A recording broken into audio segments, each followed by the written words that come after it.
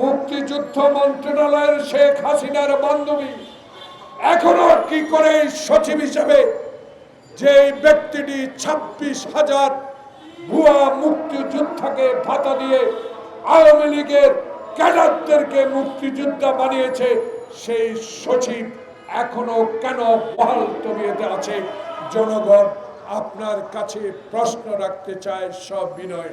শেখ হাসিনার দল আওয়ামী লীগ বাংলাদেশের স্বাধীনতার পক্ষের কথা বললেও বাংলাদেশের স্বাধীনতা থাকুক, তার বাবা যেমনি চায় নাই শেখ হাসিনাও তেমনি চায় না। জনাব ডক্টর ইউনূস সাহেব বাংলাদেশের ইতিহাস সৃষ্টি করেছেন আপনি, বাংলাদেশে উজ্জ্বল নক্ষত্র তৈরি করেছেন আপনি।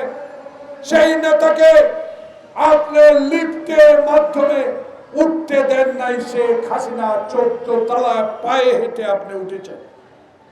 তবু আপনার মন, আপনার দিল, আপনার রাজনৈতিক অভিজ্ঞতা না থাকুক, কিন্তু ইতিহাসে আপনি একজন প্রসিদ্ধ ব্যক্তি, আপনি একজন সৎ ব্যক্তি। আপনার বিরুদ্ধে শুরু করেছে হিন্দুস্তানে বসে। আমাদের দাবি নয়, বিএনপির দাবি নয়, বাংলাদেশের 16 কোটি মানুষের দাবি এখন একটা।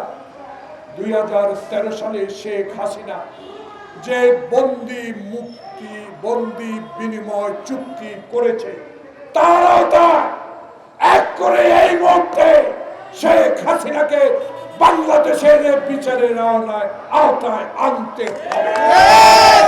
তারেক রহমান কার সন্তান?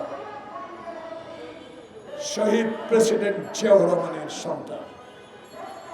আমি আর তারেক একই কারাগারে ছিলাম। সুস্থ তারেক পায়ে হাঁটে, তারেক নামাজ পড়ে আমাদের সাথে পায়ে হেঁটে রিমান্ডে নিল। তারেক সাক্ষী নিয়ে যাচ্ছে, আমরা চোখের পানি ফেলছিলাম। 7 দিন পর প্রিয় ভাইরা সেই তারেক রহমান স্টেশনে করে জেলখানায় আসতে হলো। এই নির্মম অত্যাচারের হোতা দাগনভূঞা সোনাগাজীর এমপি, কি নাম, মেজর জেনারেল মাসুদ উদ্দিন, এখনো কি আইনের আওতায় আসলো? এটা আমাদের কথা নয়, এটা জনগণের কথা। জনগণের উপর বিশ্বাস আনতে হবে। আমি জানি আপনার বিশ্বাস আছে, আমাদেরও বিশ্বাস আছে। সেই বিশ্বাস আনতে সময় লাগতে পারে। আমরা জানি যত দ্রুত গতিতে বাংলাদেশে মানুষের আশা আকাঙ্ক্ষা, যেটা 16 বছর হাবিব খোকনরা আমরা যারা আন্দোলন করে বাংলাদেশে মানুষের পক্ষে কাজ করেছি, ছাত্র জনতার সেই 1 মাসের আন্দোলনে ইনশাল্লাহ আমরাও 400 নেতা কর্মীকে হারিয়েছি। আমরা তাদেরকেও বৈষম্য বিরোধী ছাত্র আন্দোলনের সাথে স্মরণ করতে আছি, স্মরণ করতে থাকি। তাই আমাদের প্রত্যাশা তারেক রহমানের সকল মামলা অবিলম্বে প্রত্যাহার করতে হবে। আমরা আপনাদের সাথে আছি, আপনাদের সাথে থাকব।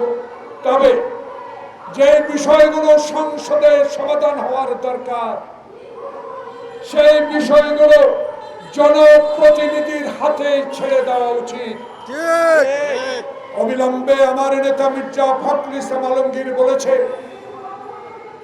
ঝঞ্ঝাল সরাতে হবে, সাথে সাথে নির্বাচনের ম্যাপও দেওয়া বাঞ্ছনীয় হোক।